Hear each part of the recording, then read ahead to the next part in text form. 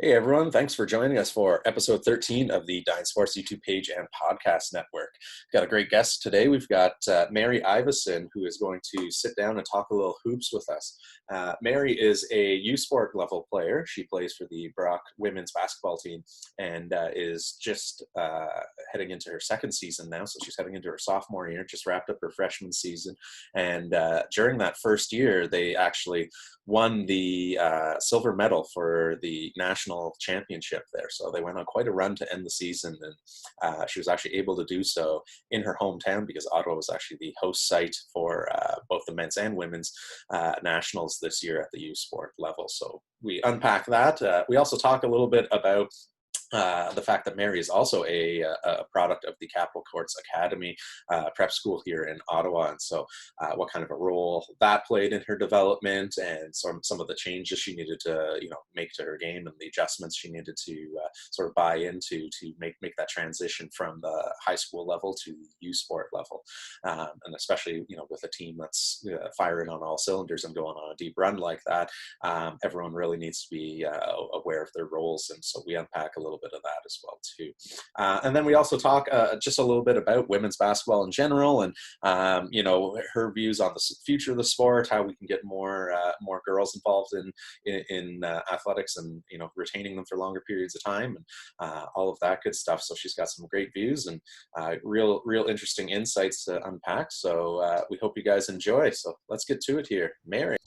Hey guys, thanks for joining us for another episode of the Dine Sports YouTube page and podcast network. Joining us today, we have Mary, fresh from the Brock University in St. Catharines. How are you doing, Mary? I'm good. How are you? I'm doing really well. Things are going well down in St. Catharines? Yeah, they're good. Yeah, you're just getting your house set up there, you were saying off screen there. How's that process been now that you're moving into second year university? It's good. It's fun. There's definitely more freedom, so that's good, and it'll be really fun. Yeah. Nice. Good Mhm. for you. So, I mean, your sort of sports journey has been mostly basketball focused. So let's rewind the clock a little bit here. How old were you when you first started playing basketball? So I was in grade 5 when I first started. One of my friends was playing in like a house league for Nepean Blue Devils, Okay. and she played in like grade 4, and I was like, oh my gosh, that's so cool. I want to play. And so that's kind of how it started. And then the next year, after that year, I really enjoyed it. And so the next year I tried out for the competitive team, and then I just kind of continued playing competitive for a while. Nice. Mm-hmm. So, you mentioned you started doing competitively then that sort of second year there, but there's obviously a big difference between playing on a competitive team versus, training to compete at the U Sport level or compete on a national team or provincial team, right? So what age would you say, it started clicking for, okay, this isn't just, a game anymore. I'm going to try and, earn a scholarship or play at that next level. Well, for me, I first got the idea from like that I really wanted to do that when I was in grade 8. I went to a sleepaway basketball camp at Bishop's University with a couple of my other teammates, and that was like when you really got to live like the lifestyle of like the university athlete, and like you would go to the caf together, and like everybody just all the athletes just hung out, and like you go to practices like 3 times a day, and like it was just like I was just like, oh, I really enjoy this. Like I think I want to do this for a long time. And so that's when I kind of got the bug in my head. But when I really started training um, for that was probably in, like a couple years later in grade 10, when I was kind of looking at like when I had to decide what I wanted to go to university for and all that kind of stuff. That's when I really started was like, okay, like this is what I want to do. Right So on. that's when that started. Nice. And obviously, parents play a huge role in any athlete's journey. But, aside from mom and dad there, were there any, pivotal role models, whether it was, an older player or a coach that you had growing up that sort of really fostered that love of the game in you? Um, well, honestly, one coach that's always kind of stuck around and supported me throughout whatever decision was actually my first competitive coach when I was in grade 6. And I had I was going to like camps with him. Like he's very involved in the Blue Devils association. So he did, I think he coached 2 of my teams total. But he's always been supporting me, going to games, doing all that stuff. So that was really nice to have that support from the very beginning all the way till now. So that's really good with like things are so political and everything like that. It's really nice to have that support. Yeah, yeah, for Mm-hmm. sure. And you know, your journey as well too was a little bit unique in the sense that you weren't in a traditional high school program all the way through, right? So you were actually involved with the Capital Courts Academy, and you know, Merrick and Fabian and all those folks over there doing fantastic work there. What was that sort of transition like, going from, you know, just typical high school athlete where you happen to be on a basketball team to, you know, you're part of a very sport specific sort of pipeline there? Yeah, so my transition into that, I think, is very different from most people because in my grade, going into my grade 11 year, I wasn't 100% sure that I wanted to continue playing. Like, I was on the, "Oh, I don't know if I'm good enough. I don't know, is it really worth it to put in all this time if I don't get a scholarship?" Like, that's kind of where I was thinking. And like, I had some friends who weren't like fully of support of me spending all my time playing basketball. And I kind of let that influence me a bit. But basically, what happened that year is it was like 2 nights before the last tryouts in the city, which were the local ones. And I was just like, oh my gosh, Mom, I'm going to miss this. Like, I need to play for a team. And so I tried out for the Nepean Blue Devils team, and then I made it. And then later that year, my mom actually forced me to go to the Team Ontario tryouts because I was like, I don't think I'm good enough. Like, I don't want to go. Like, I just didn't look at myself as a Team Ontario player. But I actually made it to the top 50 in um, Toronto, it was in, and then I made it to the top 25, and that's where I got cut. But that was kind of an eye opener for me that I was like, oh, like I can actually, I'd always played up a couple years, so I never really recognized that I was a strong player in my age group. So that was the kind of where um, Fabian and I kind of started talking, and then I ended up going to CCA. So for me, it was a huge jump from going from just playing like normal twice a week Nepean Blue Devils basketball to training twice a day, pretty much every day. That was a big jump, and the summer is what prepared me for that. But when school started, it was definitely difficult. Um, I think that's also because I hadn't had a background like a lot of the other girls who played Jewel or did other things like that. Like, I had just played club basketball. So that was a big, that was just hard for school and everything, but I eventually got on top of it. Yeah, So yeah, it was definitely difficult, but it fully prepared me for this year. right on. And you Mm. know, you hit on an interesting point there as well too, where, you know, you're having a little bit of self doubt, and, you know, do I even want to continue the sport, let alone continue at a high level there? And, you know, study after study shows that around age 15 is, you know, girls' participation in sports, basketball aside, just sports in general, almost falls off a cliff, right? Why Yeah. do you think that is, that women in particular at that age start removing themselves from sport so much?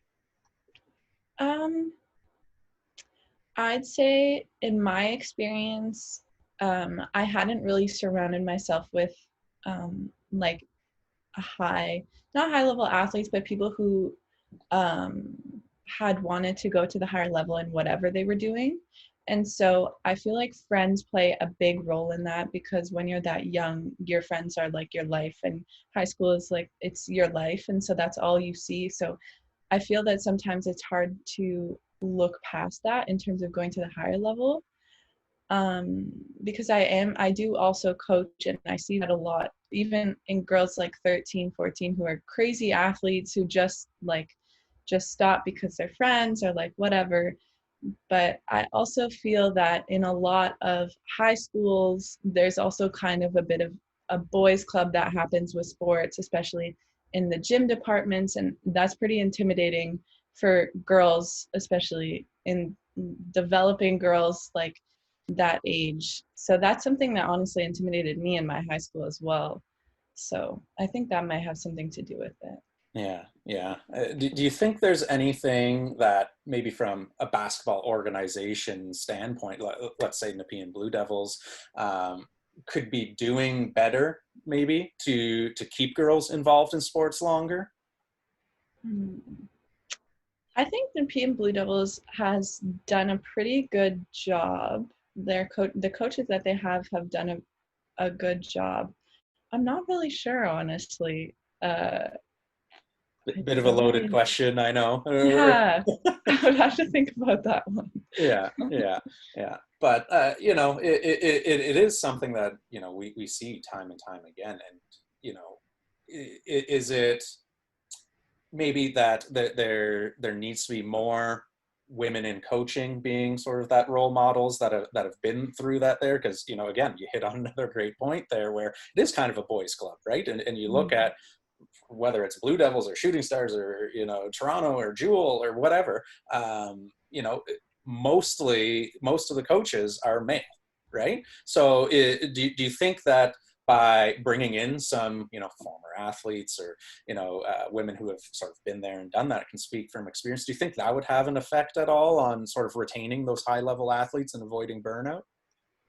Yeah, I really do think that would be something because growing up, I never had a female coach until Fabian.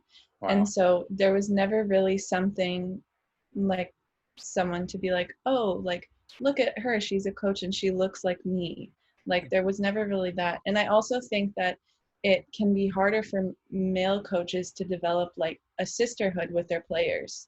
Like, that was what was strong on some of the teams that I've seen successful in keeping the girls in sport is that they're all connected like a family and they all support each other and it's not as individualized. So I feel like that's really important for women to keep and girls to keep everyone together and everyone feeling safe and supported. Yeah. Yeah, absolutely.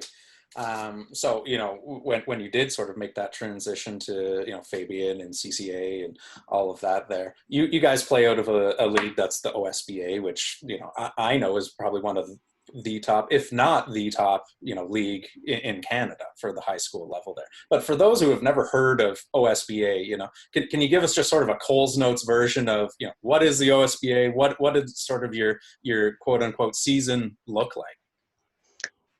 So the OSBA is a prep league. So basically, the prep programs are programs that run within school, but they're not the high school team. So it's kind of like a club team, but everybody goes to school together. You do study hall together. It's just kind of like a family kind of thing. You're always together.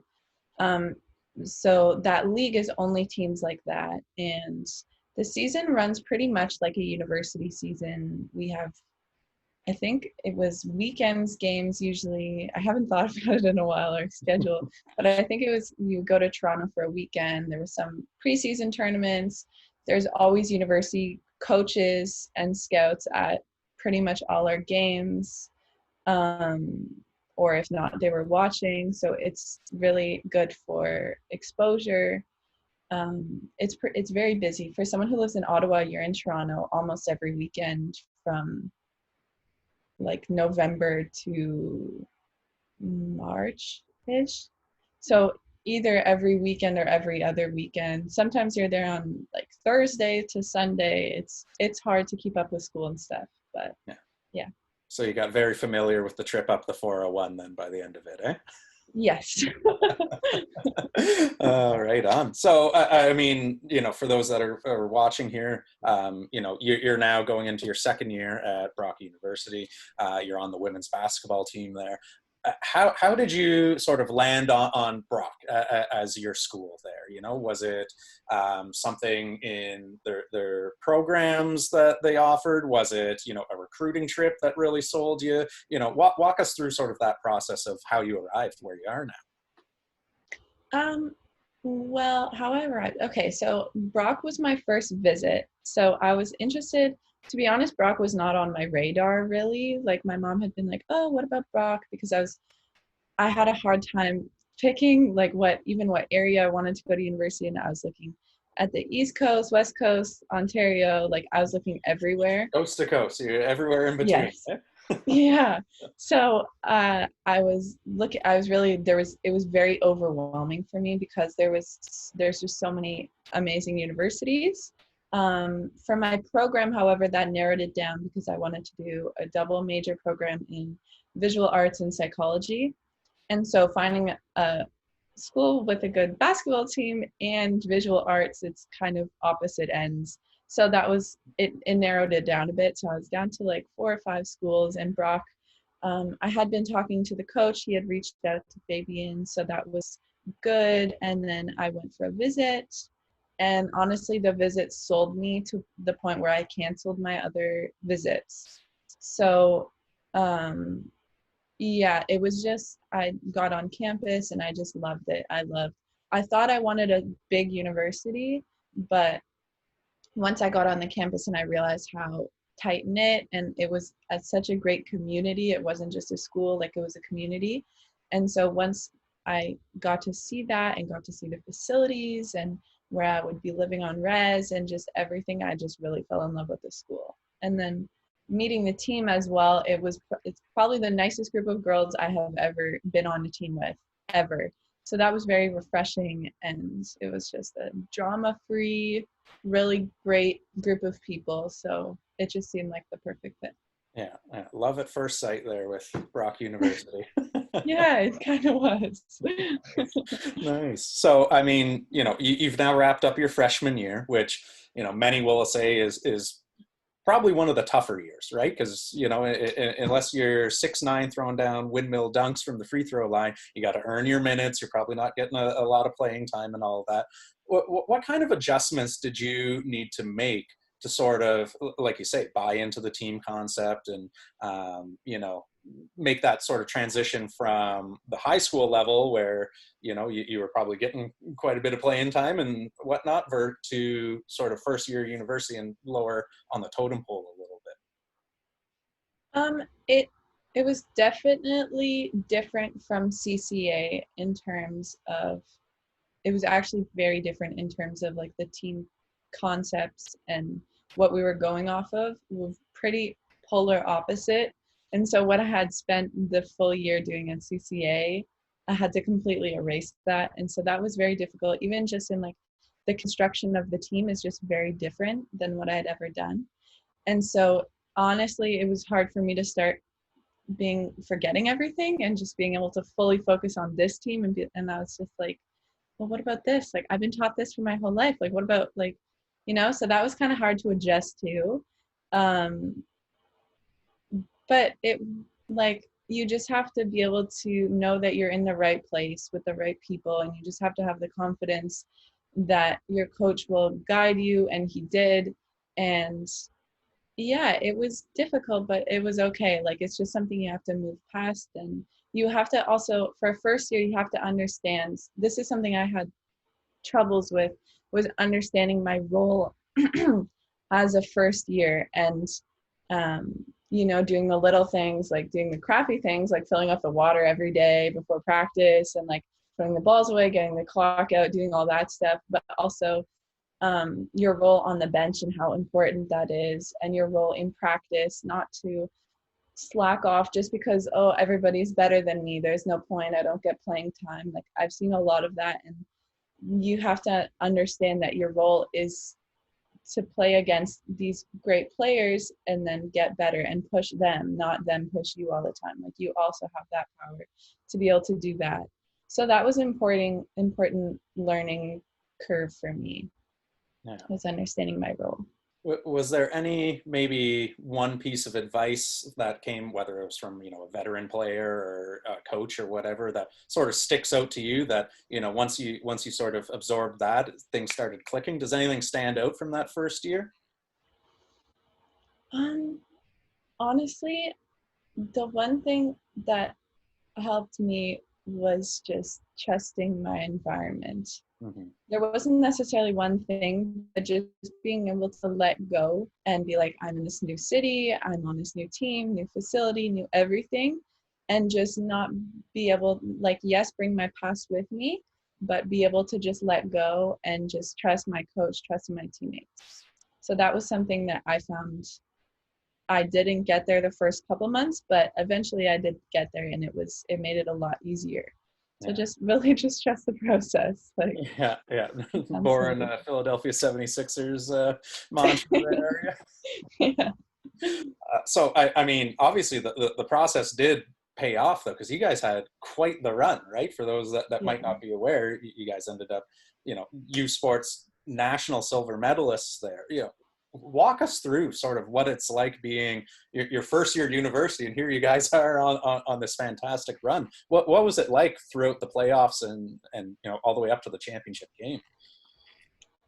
It was really, really cool. It was, to be honest, going into my first year, I was like, crap, we're playing Ryerson, our first home opener. Like, I was like, oh my gosh, okay, like, that's going to be tough. Like, home openers, there's a big crowd and everything.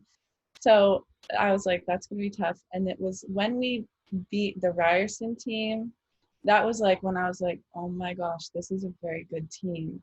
And so from then on, it was just us knowing that we could do that.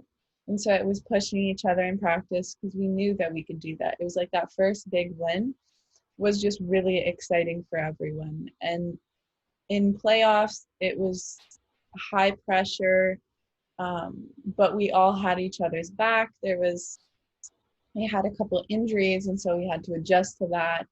But it was just really good. The group of girls are just very strong, like amazing women. And so being able to watch the senior players do that is really inspiring. And I really hope that we get to be there again. And I know that the rest of the team wants to as well. So we're going to keep working to get there. So. Yeah, yeah. And this year with U Sports Nationals being in your hometown of Ottawa, did that make it sort of extra special to be doing it, in front of your friends and family back at home? Yeah, it was a very cool experience to be able to be there, and I was just trying to soak everything up as much as I could because you never know the next time you're going to be there. It only takes one loss to not be in that position. So um, it was very cool to have my family friends. I got to see a bunch of friends, all my family who hadn't really been able to come watch me because we did have a lot of home games, only 2 games in Ottawa the whole season. Mhm. So it was really cool to have them be able to watch me and see my friends and ex-teammates and coaches and all that kind of stuff. So that was very, very cool for me. Yeah, it was just a really amazing experience. It was very fun, very well done. We got to do a bunch of stuff, so it was really good. Yeah, a little trip down memory lane, and you got to show everyone sort of the end result of all those years of driving you to practice and away tournaments and all that stuff. Then, eh? Yeah, it was really cool. Mm-hmm. Nice, nice. So, speaking of Ottawa, obviously every year, with the graduating class going out, you got to bring in some new recruits. This year, you guys actually have a few more ladies coming from Ottawa to join you there at Brock. Yeah. Is there, if you had maybe one or two pieces of advice to sort of help them with that transition, what would it be? Listen to Rayo, regardless of what he's saying. He knows what he's talking about, even though sometimes you don't think he does. He knows what he's talking about. Yeah. So I think that's definitely one thing. Um, you just have to listen to Rayo. Yeah. That's It'll make their lives a lot easier if they just it listen. will. You just have to let it happen. Right on. Any predictions for the upcoming season? I think it's going to be a strong year. We lost our point guard, but we also have a bunch of new people. We have a lot of people who want to come to Brock, so that's really great. So I know that the tryouts are going to be competitive. No one's spot is really secured, and that's a good amount of pressure for everyone to be on, because that's how you get championship teams, is having that competitiveness. So yeah, it should be a good year. I'm very excited. Obviously it's going to be cut short, but it should be good training wise regardless. So Yeah, yeah. And, obviously with everything going on in the world right now, it's hard to say sort of what this upcoming season is going to look like, right? But at least on the bright side, unlike fall sports, which have just been wiped out altogether, it's looking like you guys are just going to have a sort of delayed start and kick off in 2021 and that. What kind of an impact do you think this is going to have on teams, because everything's going to obviously be condensed quite a bit more there? I think it will be difficult. Even for myself, having to do off-season training for 8 months, that's very hard, especially alone. Like, I train best when I'm with a team. I was very much looking forward to this summer where I would be living with one of my teammates. We'd all be just training, working, like everyone together. That's really motivating for me. So it's going to be hard training alone for that long. And for also teams, I feel like it's going to be pretty difficult to be able to gel quickly, um, because it does take a while to get a team fully functioning like that, like it takes a while to be able to, for new people to be able to trust your teammates, to be able to trust your coach. Like, that stuff is going to be hard, I think. So I don't know. I hope it works out nicely, and I know that our team is going to do everything we can to make that happen. So Yeah, yeah, and right, so many unknowns that who knows what it's going to look like even a month from now, right? So yeah. I mean, especially at the USport level, you guys are juggling so many things at once there. You're in the process of moving into a house. When you're in season, you've got schoolwork, you've maybe got a part-time job, you've got a social life to manage, you've got the team, all the training, all of that. How do you sort of keep all the balls in the air and sort of keep the show going there? Is there anything that you do that helps you stay organized and stay on top of things and not allow your diet to fall off a cliff, or your training sessions to fall off, or anything like that? Well, to be honest, CCA was a huge help for me, because a lot of first years academically, it gets pretty tough. So for me, CCA, I had that already in my grade 12 year.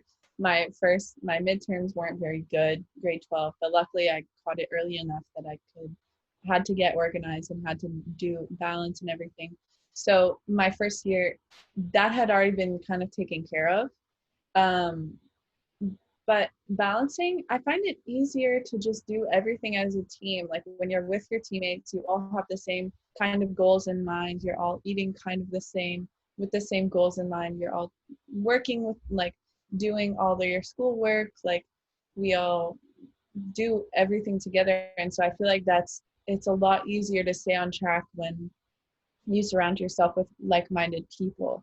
And I think that's where I've struggled in the past, is when I haven't been surrounding myself with like-minded people. So that's easier. And like last year in res, I lived with one of my teammates and then two other girls. And so this year it's the same thing. We just got a house together. And so it makes it easier living with a roommate, because you guys, when someone doesn't want to get up in the morning, there's someone else to be there to get them up and be like, you have to go to practice, you have no choice. So it's nice having those relationships so close to you. Yeah, and having that support network there is just Yeah. huge, right? Yeah. Yeah. Okay, so if there was, let's say, a 12 or a 13-year-old young lady who is watching this video right now, who wants to sort of follow a similar path and play at the USport level, what's maybe one or two things that you would say, what, I wish I started doing this at your age there, and I would have been so much further ahead. What are a couple tangible things that they could maybe look at incorporating into their life? Well, for me, as a tall person, I would definitely be doing a lot more agility things. It does not have to be that hard, but being able to do that stuff, like, I wish I didn't just go to my 2 practices a week and then do some shooting here and there in like grade 8 and 9, even 10 sometimes. Like you have to be doing something, even just a little thing, at least 5 days a week. Like at least doesn't have to take 2 hours. It doesn't even have to take 30 minutes. Like just working on yourself every single day is something. It's just such a good thing to get in the habit of for anything, regardless of it's basketball or whatever. That's something I would do. And just don't get too deep into all the team politics and league politics. It really, if you're good at basketball, you're good at basketball. It really doesn't matter, that kind of stuff. So just focus on yourself and the people around you, and just be able to work as hard as you can to do what you want. And it's just kind of, for me, that's kind of how I see it. I wish I didn't get as stuck in like those politics and everything. Yeah, yeah. Mm-hmm. And, great advice there for sure. And, looking ahead to the future here, and, where do you sort of see women's basketball going in the next 5 years? For example, on the men's side, that they launched the CEBL, and that's been great to sort of retain some of that homegrown talent. If you had a magic wand and you could make something happen on the Canadian women's landscape in the next few years, what do you think that next step would be? I think honestly, in USport at least, the women's side of things has definitely gotten better in the past few years. And especially at Brock, we have great fans. And I feel like that's something that I wish more people would do, is go watch women's basketball. Don't just show up for the 8 p.m. men's game. Like go to the 6 p.m. one, and it's different type of basketball. But I just wish there was more support for some women's teams, because sometimes you go on the road and 6 p.m. game, there's 20 people in these huge stands, and 8 p.m. there's 200. So that's kind of something that I think is getting better, but that's something that I'd like to see even at high school games, people just being and having the social media outlets as well to be able to advertise and get the same advertise that men are getting, and putting women's basketball on the map a bit more, just at the levels that we can control. And that's kind of what I'm more focused on, is that kind of stuff, like getting little girls out to watch USport basketball and getting that experience and everything like that. I think it's just really important to be able to build that culture. Yeah, yeah. More, obviously. Oh, absolutely. And do you think, where do you see sort of that driving force of change coming from? Like, is it, maybe basketball club led, and they're bringing their, Adam girls teams out to a U Sports women's game? Or is it, the parents that need to be driving this, as far as, just like they would buy a ticket to a Sens game or something like that, they might go and buy a ticket to, their local, whether it's Ravens or Gigi's in Ottawa or Brock or wherever, for the women's game. Where do you think that emphasis needs to come from for it to stick?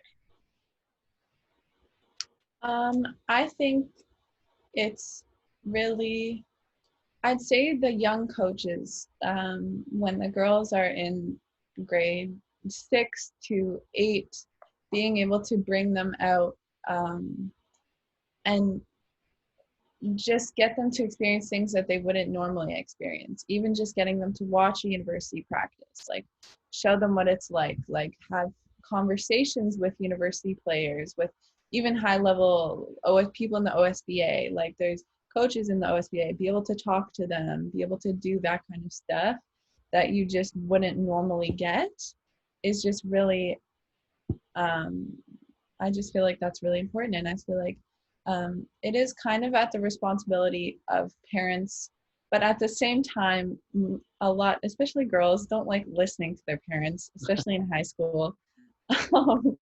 So as much as parents, even my parents, pushed me to do things, there's a lot of things that I had to get that my parents had already said, but I had to get from another source to be able to fully buy into it. All right. Awesome. Well, it was so great sitting down with you, Mary. Thanks very much for taking the time to be with us today. For those that are watching that want to find out either more about you or any of the work you're doing, or, Brock's women's basketball or any of that, where can they find you? If any young players or anything want, they can DM me on my Instagram. It's just my name, Mary Ivison. So if anyone has any questions, please feel free to ask me anything about basketball. If you're a young girl, if you're a young guy, anything. So. Right on, right on. Well, you know what? Best of luck with the upcoming season and sort of whatever that the funky schedule brings you guys. And hopefully you and the rest of the Ottawa crew that's slowly making up that roster have a great run again. Awesome. Thank you so much. And that's a wrap for another episode of the Dine Sports YouTube page and podcast network. Thanks again for joining us today. We really appreciate it. Huge shout out goes to Mary for sitting down and sharing her experience in basketball, her run to the silver medal in the USport Nationals there, and what she sort of views as some tangible changes that can happen in the basketball landscape to avoid burnout, retain some of the top level talent, and keep girls especially interested for longer periods of time in the sport, and hopefully continue to keep them active for many years to come. Just a friendly reminder to like, comment, share, subscribe. We'd love to get any kind of feedback there, get some little interaction going with our community. It's slowly growing there. Love to see that. We've also got several social media outlets that you can connect with us as well too. All of them at Dine Sports. So feel free to reach out to us on any of those as well too. Got some more great guests coming up this week, as well as some special events. So stay tuned for those. Have a great day.